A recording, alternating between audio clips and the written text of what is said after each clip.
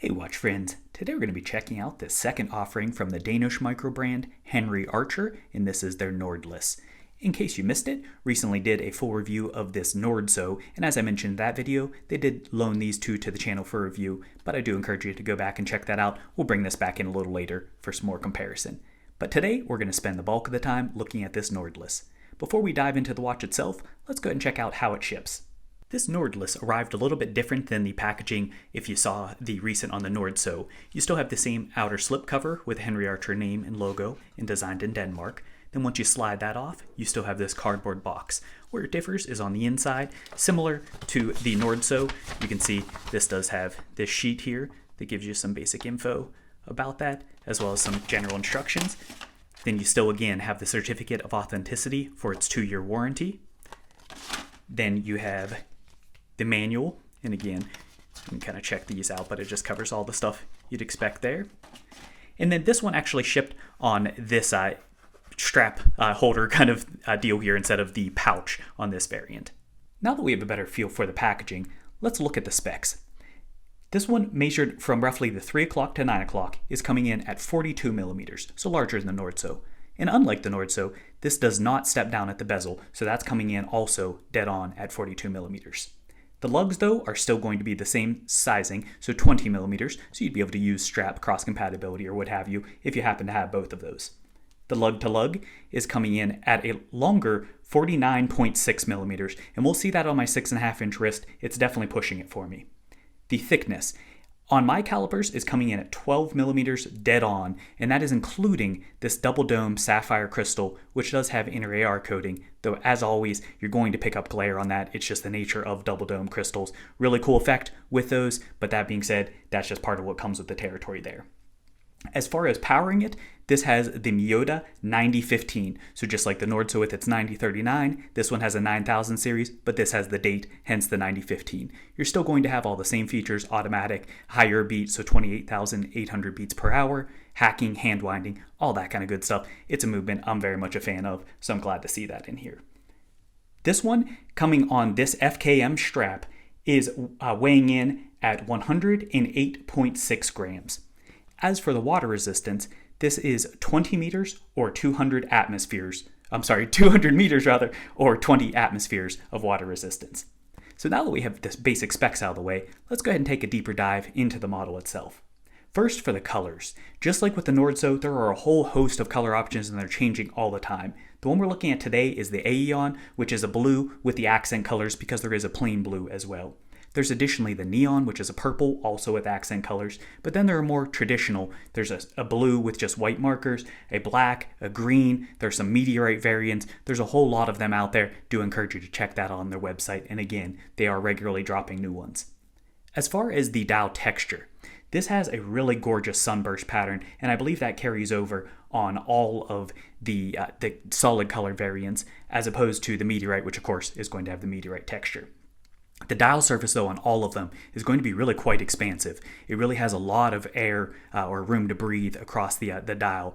So you're going to have, for especially larger wrist folks, I don't think there's anybody who's going to be dissatisfied with the amount of dial presence that this one has.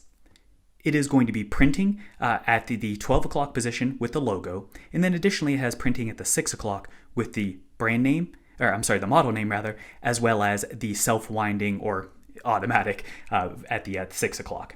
Down below that at the 6, you do also have the date window, which is a really cool accent touch. That actually has kind of a bowl cutout to that. So that's not just a straight lip for that. It has a nice kind of framing accent, really gives like a porthole effect, and I think that's a cool touch. And then additionally, continuing with the printing, out on the perimeter, you do have that chapter ring, and on this particular variant, it does have those color accents, which I really enjoy a lot about this, and these are my favorite variants, are the Aeon and Neon. As far as the hardware, this has, again, similar to the Nordsø, this has what I would describe as being a polished pill-type handset, though this one does not have skeletonization as the Nordsø does.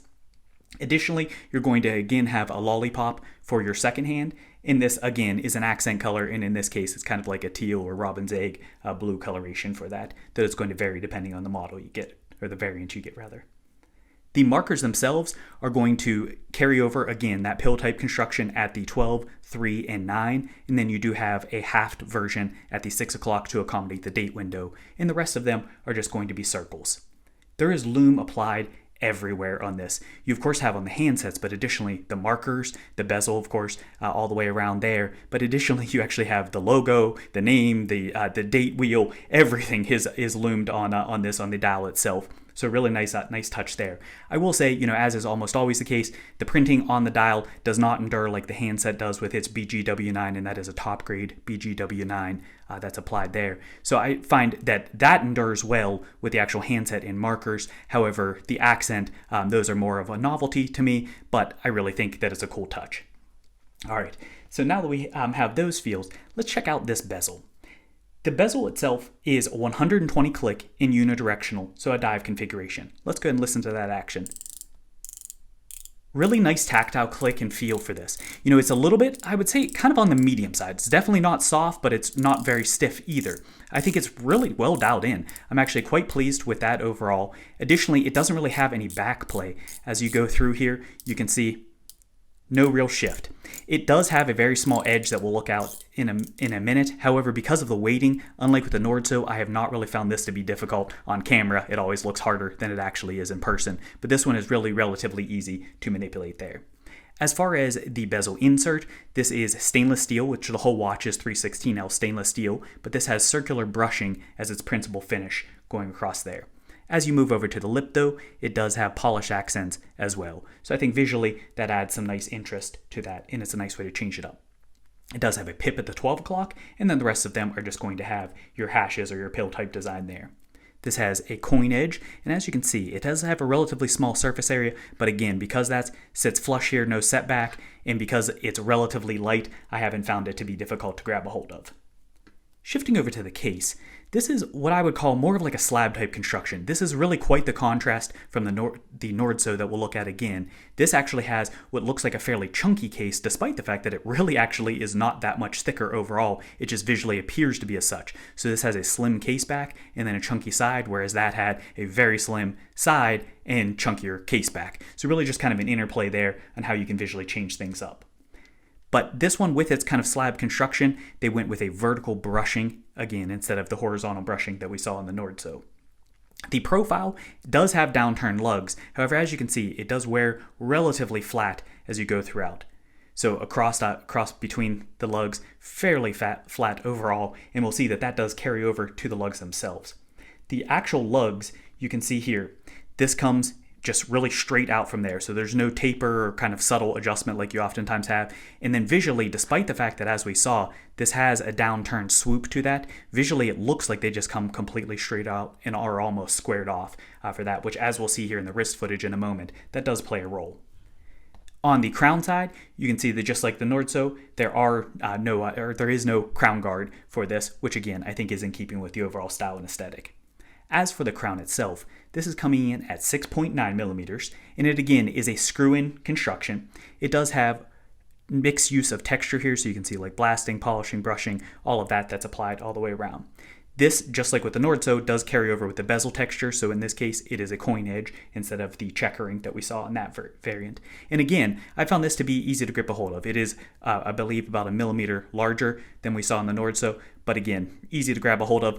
Ironically, I actually would say the checkering on that was a little easier to grab a hold of despite the smaller on the Nordsø, but really no complaints here on that. As far as the caseback, just like with the Nordsø, this takes an uncommon approach for a dive style watch and retains it with screws, so it's not a screw in, it's actually held in with screws. This one sticks with all circular brushing all the way around that exhibition window. And then in the middle, you again, I believe, have a sapphire crystal for that as your exhibition window, and really shows off that 90-15, though it's a fairly basic movement to look at. This again does carry forward with a lot of text, but it's very small and I think fairly subtly incorporated across the back. As far as the strap, this is an FKM rubber strap. It is 20 millimeters at the top. However, it does quickly taper to give that visual profile for that, and then tapers down to 18 millimeters for the principal length of the strap itself. The texture is going to be like a pyramid type finish, which I really think breaks things up and looks different than many of the tropical straps that you'll see. One of the things with it is a very thick strap. However, I found that it's actually surprisingly pliable. This really contours and hugs to the wrist well, and I found it to be comfortable, which was kind of a surprise when I saw how thick this was. It does have a signed buckle with just the clean Henry Archer logo. And then additionally on the back, it does have quick release spring bars as well. So if you want to change this out, very easy to do. So now that we have a better feel for this model, let's go ahead and check out a few comps. We already looked at, this is the Nordsø, but here's just putting them side by side. You can see just really a completely different aesthetic and visual feel between those. Then bringing in, this is a Wise Hitman. This one's coming in at 41 millimeters. This just gives you an idea as far as the overall sizing, the 42 versus 41. A little more dial presence overall, but fairly comparable. Then bringing in, this is a very different style watch, but this is the Dorenzo Mondauer DRZ04. And the reason why I bring this out, first off, they're going to be dropping another batch of these soon, in case you're interested in one of these either. But additionally though, the main thing I want to look at is you can see the marker kind of similarities here, just give you a different idea as far as the execution of that. Obviously, there are differences between the two, particularly with the printing accent kind of carrying over and elongating the markers versus actually having longer markers. But that put me in mind of that one. And then here it is next to a Xeric. This is their Halograph automatic, I believe Halograph 3 automatic. And this just gives you an idea. This thing is absolutely huge. I still owe a review for this one. This is one of my personal watches there. All right, so now that we have kind of an idea of the overall sizing and how this compares, let's wrap things up with my overall view of the positives, some critiques, as well as the summary. First, for the positives, just like with the Nordsø, I think this is an absolutely beautiful dial. It's a very different dial execution than we saw on the Nordsø, as is the total layout and really the overall design. But I really like the colors that they pick. Whether you want something that's a little more bold like this Aeon or the Neon, or you want to go more subdued, they have plenty of options available for you. Additionally, the style is really quite distinctive. This is definitely not a lug profile that you commonly see, nor is the overall design holistically. So I think that's a nice touch there. Just as with the Nordsø, I think the fit and finish is really good for the money. And that brings to the price. This is coming in at roughly $399 to $407 for these standard kinds of variants out there. That you can check it out on their website. Again, they're changing regularly with which ones are available at the time. So do check back for that or subscribe to their list if you want to check those out. But I think that's a fair price for what you get for overall style. This one, with losing the bracelet, they do knock off about $50 from it for overall pricing, depending on where you're getting it or if you're getting the Nordsø on sale. But overall, I don't think it's too bad at all. And again, good finishing for the money. All right, as far as the critiques though, this is one where it's going to be subjective, of course, but for my 6.5-inch wrist, I've got to say, this definitely wears larger than I would personally prefer, particularly with those lugs, without having that taper, even though they don't have the overhang that I worried they would, though in some pictures and some angles it looks like it, between the relatively flat profile of that and just the way that sits, as well as the flat kind of silhouette of the lugs, it definitely does to me give a larger feel. So I think if you have a larger wrist than I do, with mine only being 6.5-inch wrist, that being said, I think this will be satisfactory for you. But if you are at or smaller than my wrist, do just be aware it does, to me, wear on the larger side. Additionally, as we talked about the outset, this is one that I just have to mention. Always is the case. Anytime you get double dome crystal, you're going to pick up a fair amount of glare. So as you're looking for video or for pics, do note that it does almost always pick up some kind of reflection. You've probably seen me popping up in there and everything else. That's just something to be aware of. That's really just a characteristic of the double dome, and especially with not going with an outer AR, which I prefer that they do not, because I want to keep that sapphire scratch resistance. But again, just something to be aware of. Very minor items overall. So where does that leave us? At the end of the day, this is kind of a unique piece. It's one that has a clean and somewhat minimalist aesthetic to me.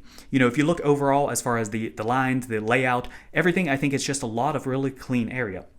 However, it still really hides some pop to it. Whether you go with these versions that have the subtle accent colors that I think if you're just quickly glancing at it, I think it's easy to not even really notice that they're there, or the completely more subdued. But in all cases, you get that sunburst pattern. You just get really a lot of little touches. The more you examine it, the more I think you appreciate the little details that went into the overall watch. So for the money, I think this is definitely a strong contender. The biggest thing is if this will support your wrist size or not. I think if it does, then certainly it's one that I would encourage you to check out. So I hope this video has been helpful for you. If you did enjoy it, please do hit that like button. Additionally, if you haven't done so already, give that subscribe button a tap and then drop a comment. Let me know which color is your favorite. Do you like the traditional dials? Do you like the meteorite? Do you like the accent colors? All that kind of good stuff. Thanks for watching.